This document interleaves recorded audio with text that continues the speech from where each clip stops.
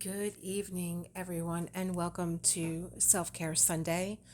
I am Elisa Maria, and this is the first evening Self Care Sunday, and I think I'm kind of liking it. I think to have a self care Sunday in the evening kind of works with everyone's schedule. But you let me know. I just think everyone's out Sunday morning and they're running to brunch and they're spending time with friends and family and shopping. And well, now we're in the middle of summer and who's headed, home from the beach or maybe to the beach or on vacation or coming back from vacation. And I think that having a self care Sunday wind down is very appealing, but you let me know.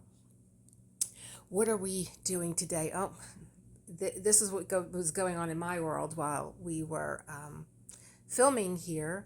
That's Foofy, and he likes to bother his mom when she's diamond painting. So if you're not watching, if you're listening to this as a podcast, yep, Foofy is tapping mom because he knows that he can get treats so I can get work done. So, if you are new, welcome. Happy to have you here, especially if you tuned in for Self Care Sunday. And if you're back, welcome back. So, let me tell you about what we're reading. We're reading here The Listening Path, The Creative Art of Attention by Julia Cameron, who is internationally a bestseller author of The Artist Way. And this is a 6-week Artist Way program. If you were ever thinking about doing the Artist Way, which is a 12-week program, and maybe thought maybe that was too much for you, I do it every year, the first of the year. And if you're thinking that's too much for you, this is a condensed version. We still have our basic tools for those of you that are new. The basic tools of the Artist Way are writing your morning pages, 3 pages in longhand, front and back, no abbreviations. What does that mean? It means that you just write stream of conscious writing, front and back, 3 pages. You do not abbreviate. You do not write don't, you write do not. And you just write whatever thought bubbles are popping into your mind. They don't need to make sense. It's not high art. We're not writing a novel. You're not going back to reread it. It probably won't make sense, but it will make sense. It will make sense when you finish through your writing. I've had this happen to me time and again, and that's kind of what this chapter is about.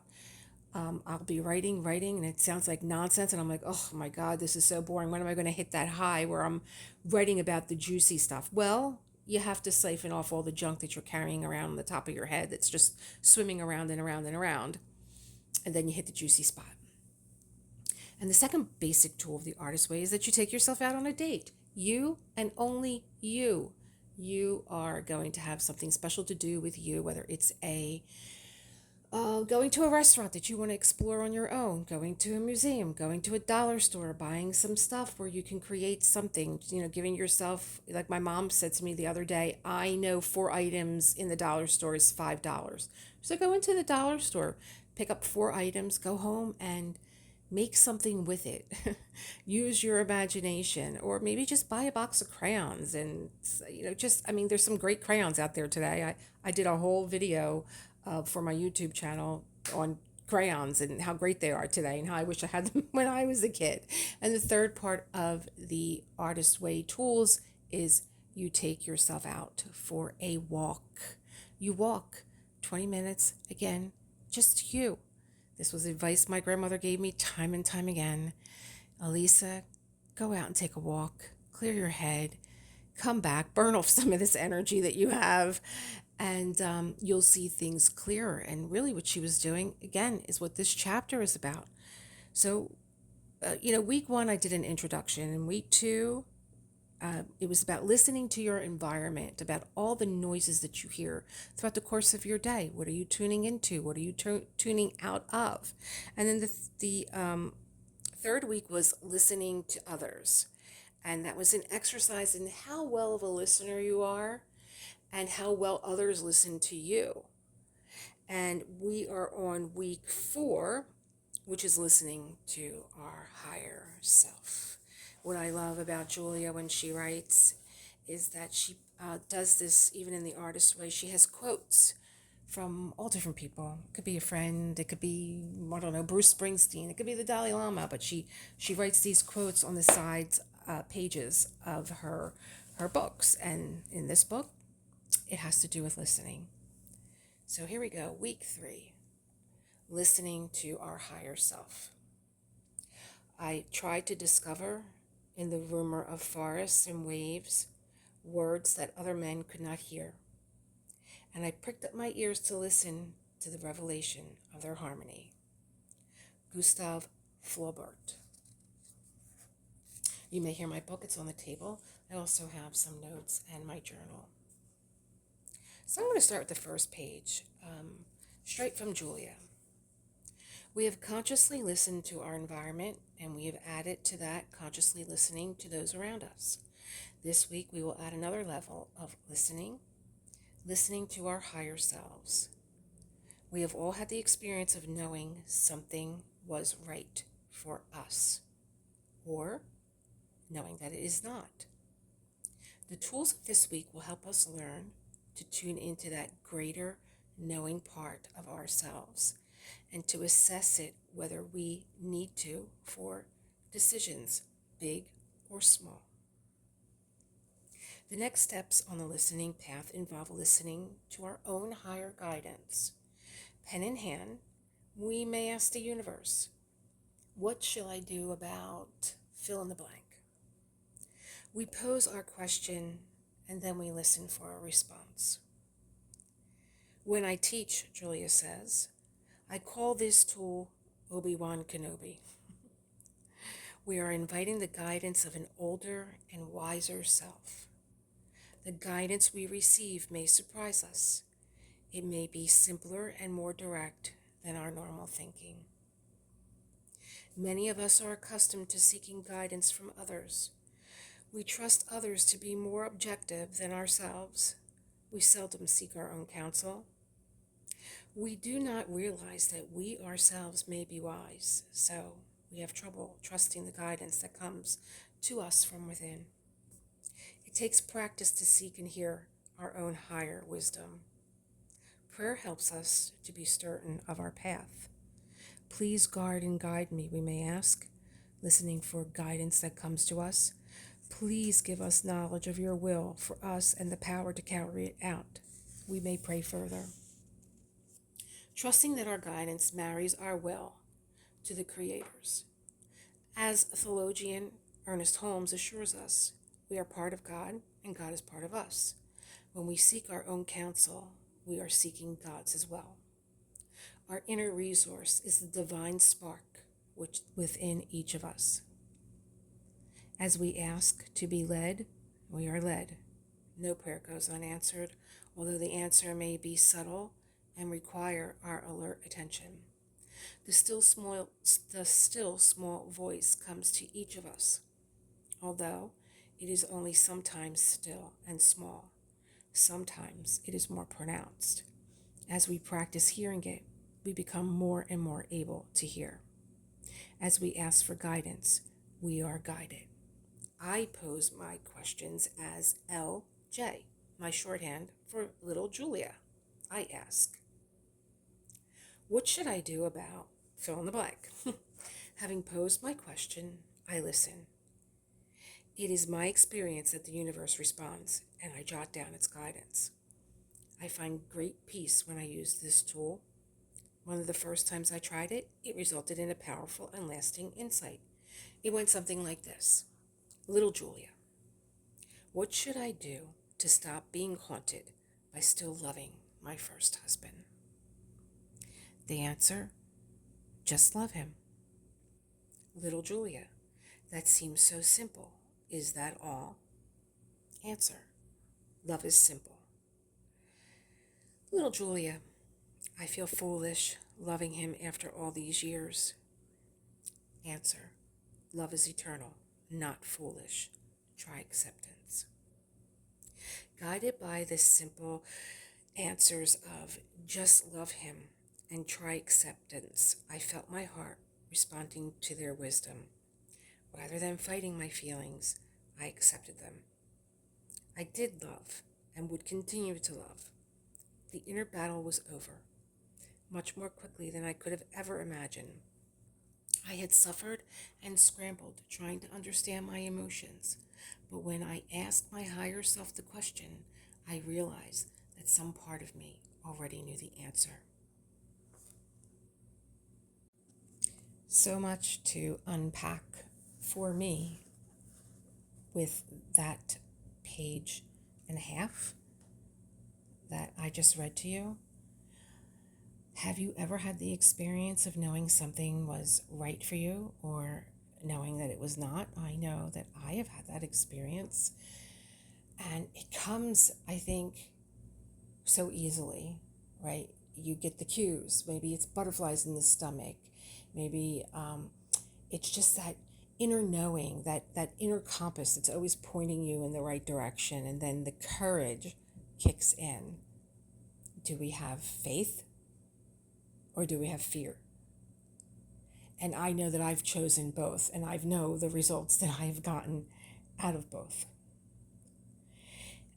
And then when Julia's talking about her Obi-Wan Kenobi inviting the guidance of an older and wiser self. And I think she's right. We do seek guidance from those that we find to be older and wiser and more objective. I always ran to my grandmother. And oh boy, this is tough because today is my friend's birthday.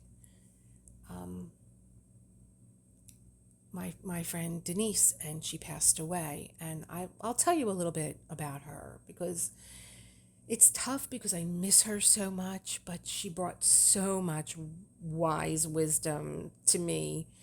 And I met her when I was coming home from work and I was getting out of a cab, and there was this girl sitting on the step next door to my home. And I looked at her and I said, "So you're buying the house?" And she said, "Oh, are you the realtor?" And I said, "No, I'm your next door neighbor." I just knew. I just knew looking at this girl that and I was not, I'm in my 40s at that time. I'm not looking for a friend. I'm working in New York. I'm working in Philadelphia. I'm raising a child. I'm a puppy mommy. I have my work cut out for me. I really did not have time to really socialize. I worked 7 days a week, night and day. But I knew that me and this girl, there was just some kind of energy force between us that we were going to be friends. And I said, "No, I'm your next door neighbor." And she's like, "Oh, I'm waiting to see the house." I'm like, "It's a fabulous house." I actually looked at it myself, which I did because I lived across the street in an apartment. And when I went house hunting, I looked all over Philadelphia and found my house right across the street. I guess my Obi-Wan Kenobi wasn't working that day. I was on vacation. But I wish everyone could have known Denise Verdi Taylor. Now, Taylor was the name that she adopted because she was an actress also, but she was a nurse.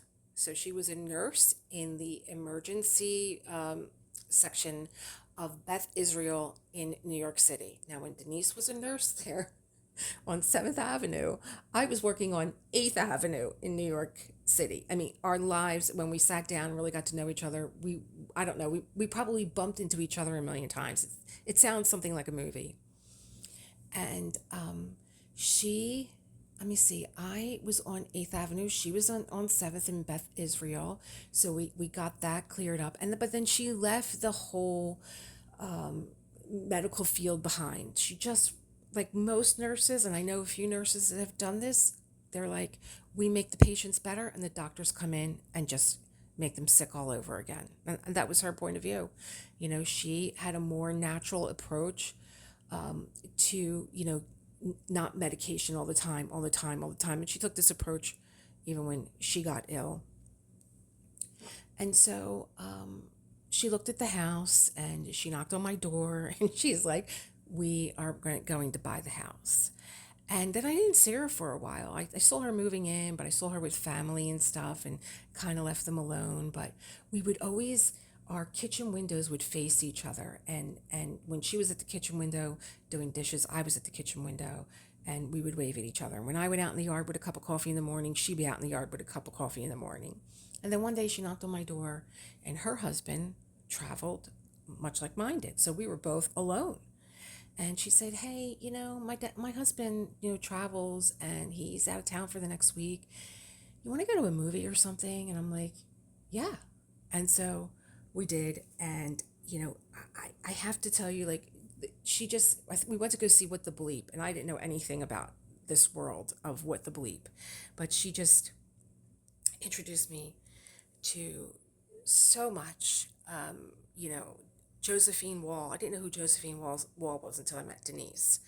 And she's had this beautiful collection of Josephine Wall cards that she always sent me, whether if I wasn't feeling good, or if it was my anniversary, or if it was my birthday. It was always a beautiful Josephine Wall card. And she had a golden retriever, and I had two Yorkshire Terriers, and they just got along fabulously. And when she would take her Golden out, when she would take Ani out, Ani would go right up to my step and knock on the door because she knew I had treats in the hallway, and she wanted her treat before she did anything.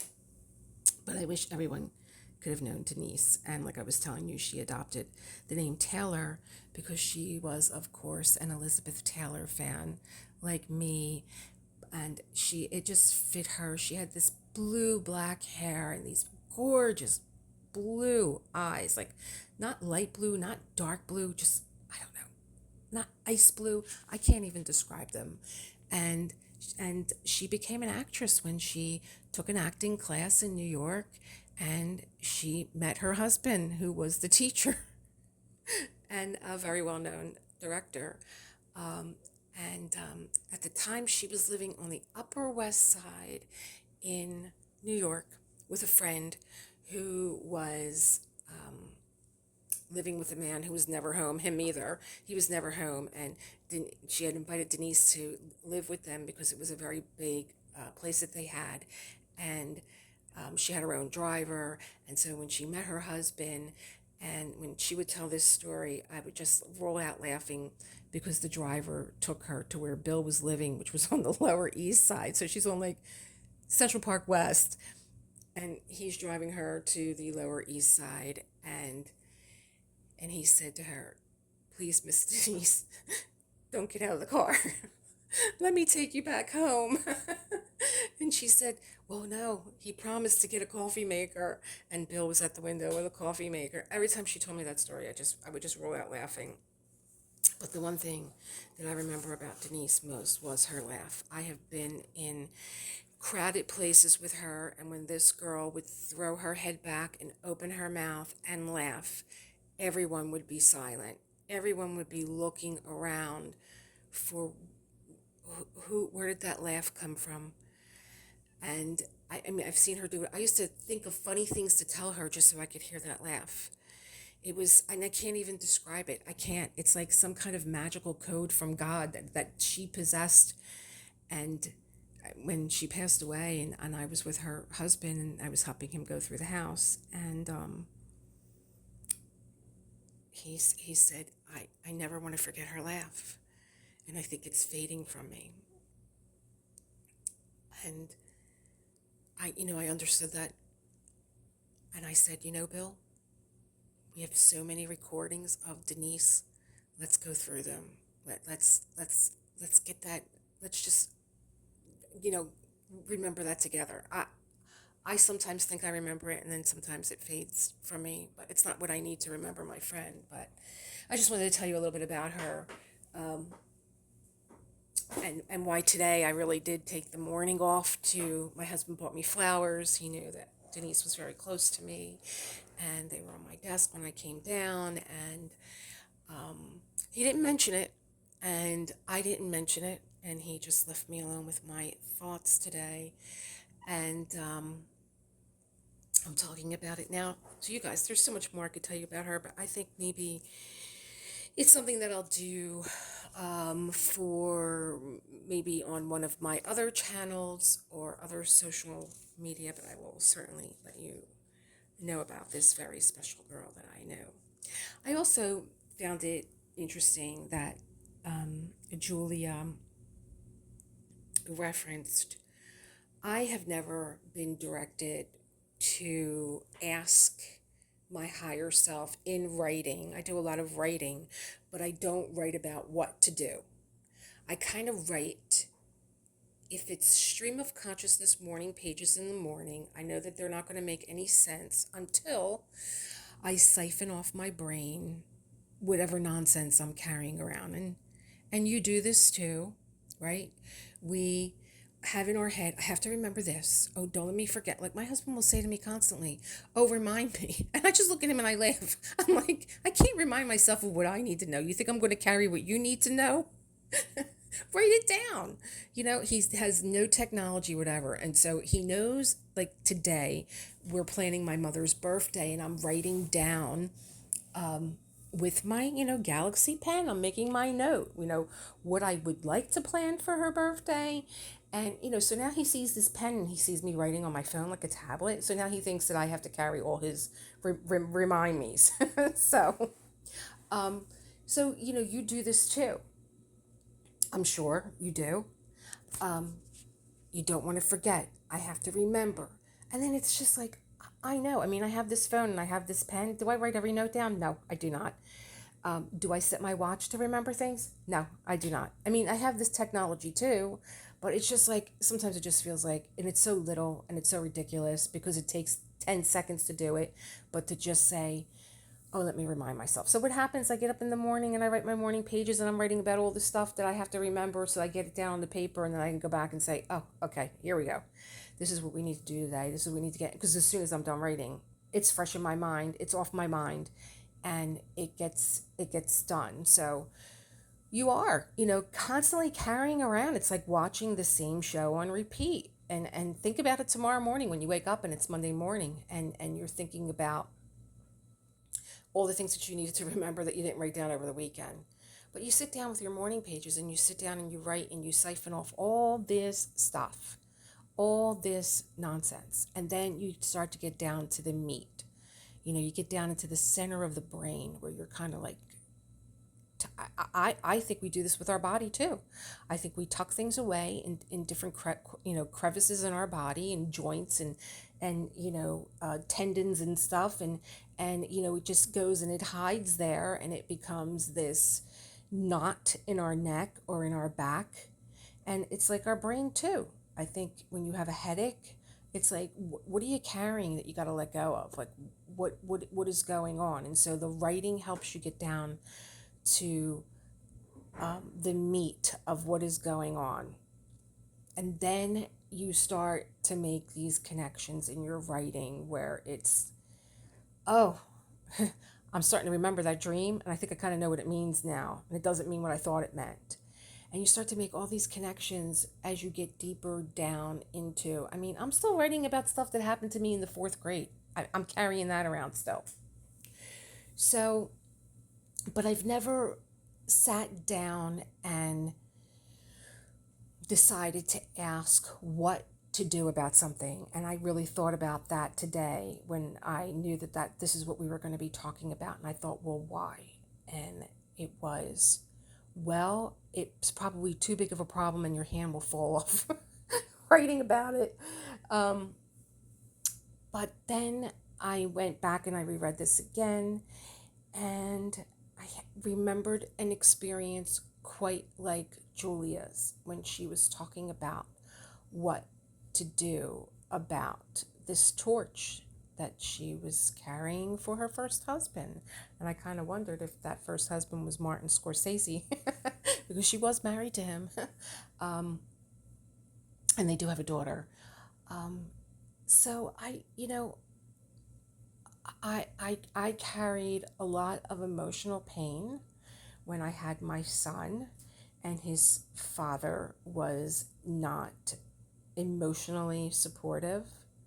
He was not supportive at all. He wanted to get married, or he didn't want anything. He was like, we either get married or I'm out of the picture totally. And I'm like, there's the door. Don't let it hit you in the ass. Like, I couldn't even think about being married because I was having a very complicated pregnancy and I didn't know what I was going to be faced with. And all my attention had to go to my son, who was born July 4th. He just had a birthday. And I tried to have my son have a father in his life because he did walk away. I tried to have my son have his father in his life. Now, I was close with his family. I was close with his mother. She was heartbroken over this situation. I would take Josh over to see her. She was always very happy to see my son. And he just, you know, he didn't have it in him to do it. And I just didn't know how he could walk away from a little boy that had such a rough start in this world, coming into this world, not in this world, but coming into this world. And I learned so many lessons from my son, just what it is to be here and to want to be here, to be 16 weeks premature and be 1 pound and fight for his right to be here and fight for life. But that's not my journey to teach his father those things. He walked. And I remember, writing and coming to the realization that children do what they know. And he's a child. And I don't mean that sarcastically. He's a child. His father walked away from him when he was a child, and he was only doing what he knew how to do, walk away. And it wasn't until he met his girlfriend that he had another child with, and she had, there's a big age difference between Josh and Nicholas. I think, I don't even know how many years. Nicholas is 15 and my son is 38. And when his second baby mama met my son, she found him on Facebook because he does carry his father's name. She said, "Is this your son?" And he said, "Yes." And she said, "How could you do this? How could you walk away from this kid?" Now, she's a new mother herself. And we actually formed a friendship, and he's in his life now. So everything works out, eventually. But I did not go through the emotional grief. Much like Julia says, the inner battle was over much more quickly than I could have ever imagined. I had suffered and scrambled trying to understand my emotions, but when I asked my higher self the question, I realized that some part of me already knew the answer. And it was like that for me. When I came to that conclusion in my writing that he is only doing what he knows, my suffering instantly stopped. I never looked back on it. If you want to see your son, you know where he lives, knock on the door. But I'm not bringing him to your home anymore. And, Julie is saying that some part of me already knew. We had gone through this when we were reading Mark Nepo's Book of Awakening. And it's a book that I love. It's 365 Days of Reflection from Mark Nepo. And he wrote about remembering and forgetting. And of course, I learned about this in my teacher training as a yoga teacher. And he nailed it though for me. For all the scriptures that I read in yoga, Mark nailed it in one sentence. Remembering slows down, and moving quickly forgets.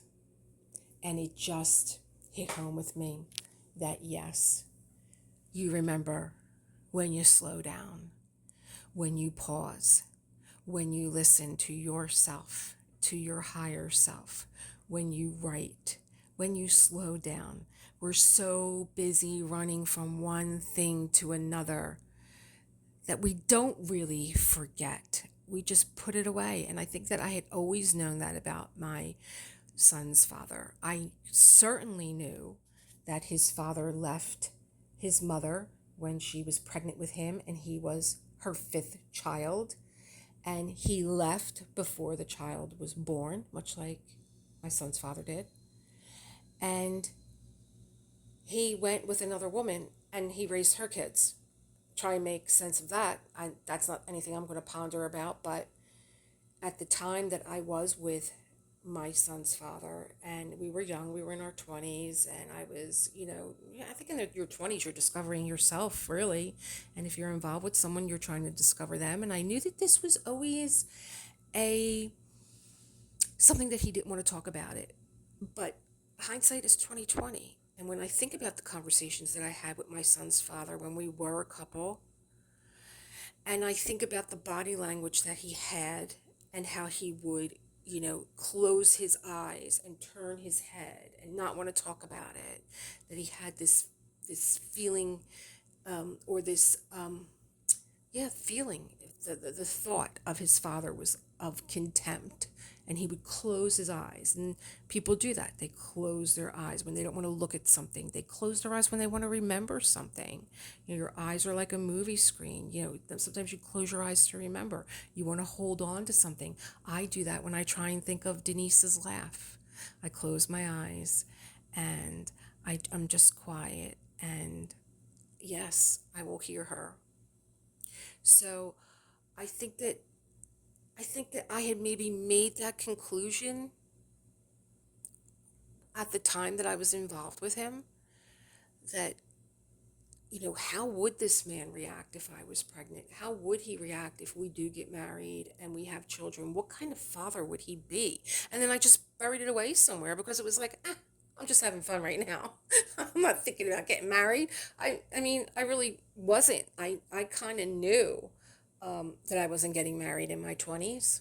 I just knew. I went to school with girls that were getting married out of high school, and I thought, hmm, okay, it's for you. It's not for me. I'm not going to, move out of my dad's home and move into my husband's home. And I just, there was so much, I had so much that I wanted to accomplish in my life. I didn't even know what I wanted to be. I wanted to just go out there and find out.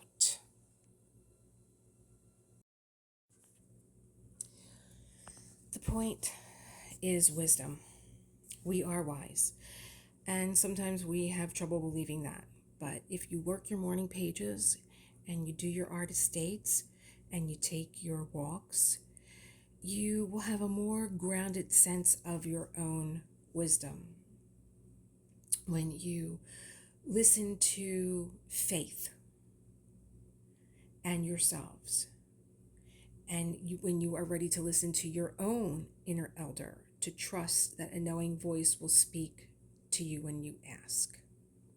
So if morning pages lays out the track for our day, evening check-in tells us how we have done. And it could be as simple as writing, though when I do an evening check-in before I go to bed, I close my eyes and I think about the day. I think about how it unraveled. What was done, what wasn't done, was it important? Did I have it on my list? Did I stress about it? Did something happen? Could I have handled it differently? I kind of play this movie out in my mind before I go to bed. And, if I'm grateful for the way things are, I highlight them. I make them really big in my mind.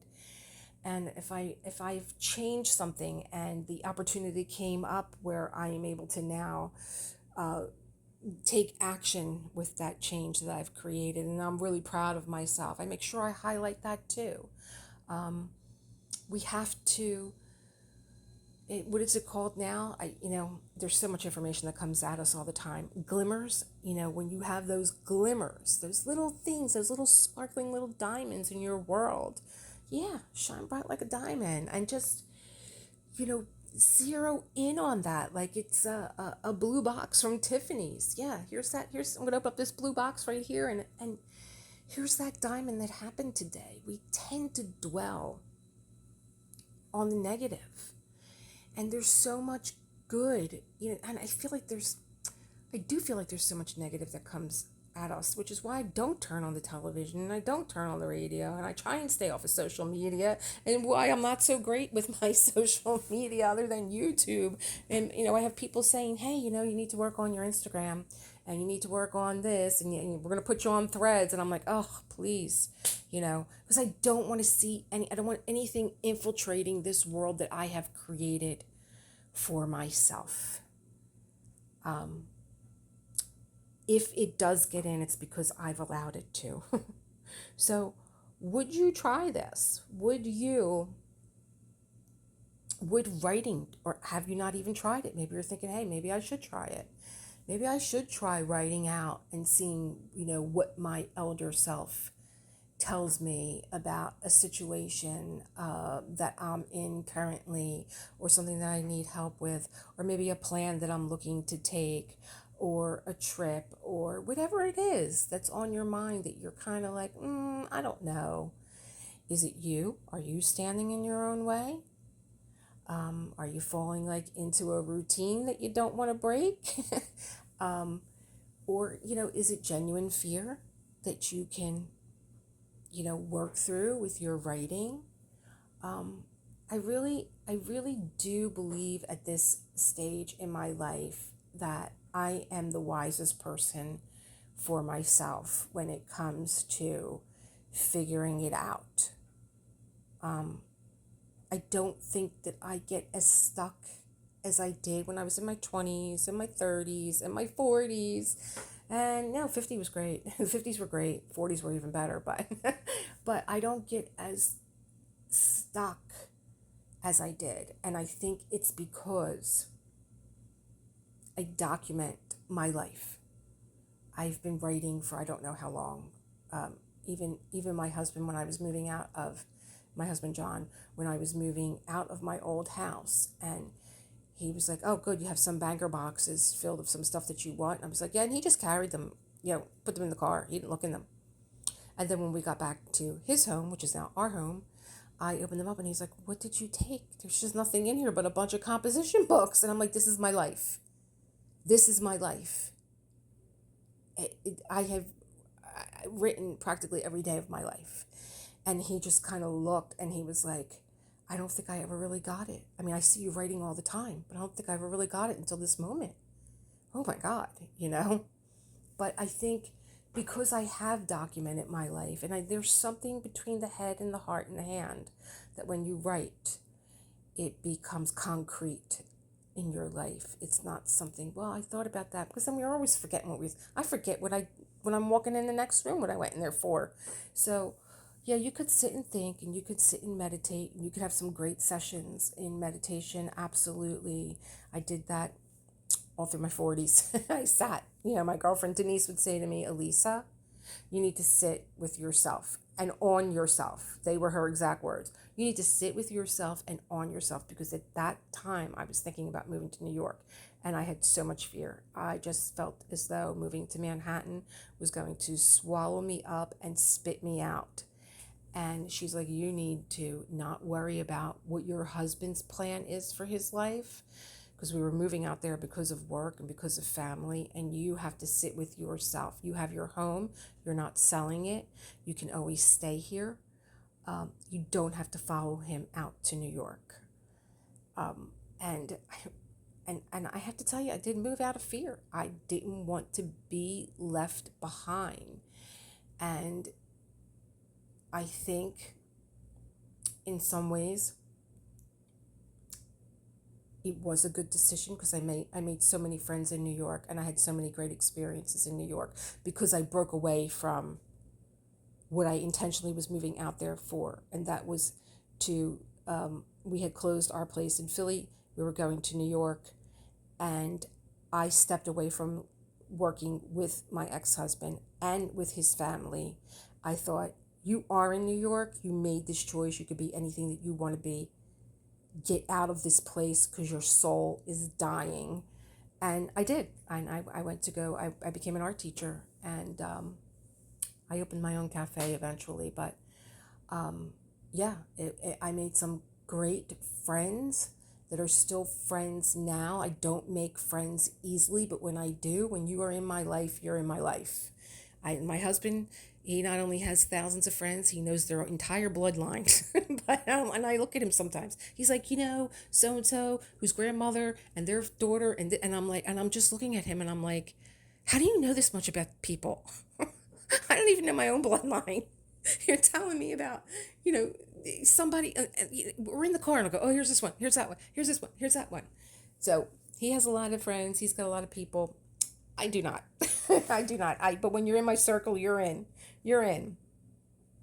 So we're striving to build a positive and accurate sense of self, and come to trust our own guidance, where we can calm that center where we once only had anxiety. And that's a whole chapter in itself. When you are dealing with anxiety, and oh gosh, I think I'll just table that for another talk. But I'm actually looking at the book, and I'm looking at a quote from Shakti Gawain, who wrote Creative Visualization. Every time you don't follow your inner guidance, you feel a loss of energy, a loss of power, a sense of spiritual sadness. Can anyone relate to that? Because I think I gave you guys an example of where I went out in fear and not faith. And I will say that I agree with that statement. If you're moving with fear, you are losing your power. You are losing energy. And I think if you're thinking like this is just all imagination, or try it. What do you got to lose? One way to test it is to try it. Try taking your own advice and see if it doesn't lead you forward. In other words, choose faith over fear. We are accustomed to listening to what might be called our inner critic, who is always ready to be negative. And you know that voice. Maybe it's someone that you know. Maybe it's a parent, or sometimes it's just sometimes it's ourselves. And Julia have wrote about this in the Listening Path. She's an author. She's a playwright. She has written prayer books. She has written music. She has written poetry, and she'll say at times, she has this inner critic, and for her, she named him. His name is Nigel, and she's just turned him into a cartoon character just to diminish his power. And it helps to remember when you're at your best that Nigel is going to come in to do his worst. And it's true. When you are doing your best, there's that moment of doubt that comes in, that critic, but just know it's because you're doing your best. Faith leads us forward. Faith bolsters our shaky self-confidence. Here's a quote from Steve Jobs. Have the courage to follow your heart and intuition. They somehow already know what you truly want to become. Everything else is secondary. And I think I said this in one of it may have even been a couple days ago, my last video. I have always been a person that's known what they want. And if I feel it in my gut and I know that it's right, and someone else tells me no, not a good idea. No. I thank you for your time. It was nice meeting you. And then I'm on to the next person. That I call it a bigger vision, because I think most people are just satisfied with the status quo. They don't want to exert themselves into something that might need a little bit of work. And I'm looking for the person that has a bigger vision and that has the energy and wants to learn and sees a bigger picture. And here we are. I'm coming to the end of this video, and Bud the Tabby Cat. It's really funny. You guys don't know this, but Foofy is actually sitting on the end of my desk here. And John came down the steps and he was like, what is going on here? I'm like, he is torturing me. He's literally, I don't know what it is with this painting. It's like he almost knows that it's a cat. and he's just obsessed with this painting.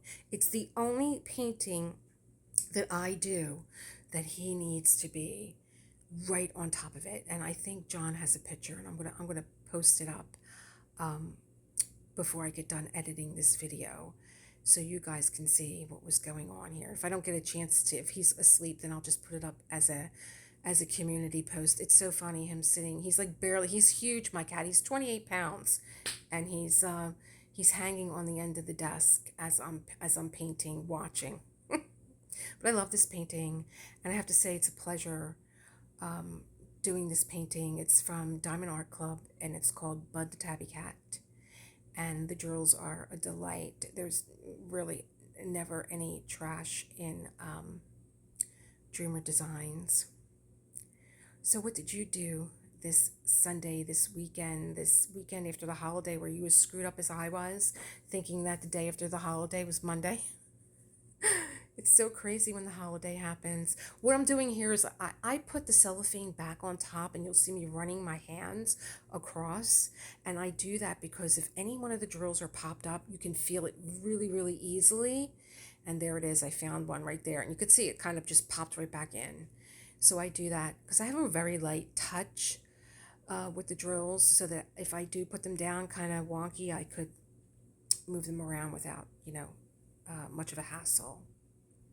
But I thank you for sharing your Sunday evening with me. Please share your thoughts with the rest of the community if you are so inclined to.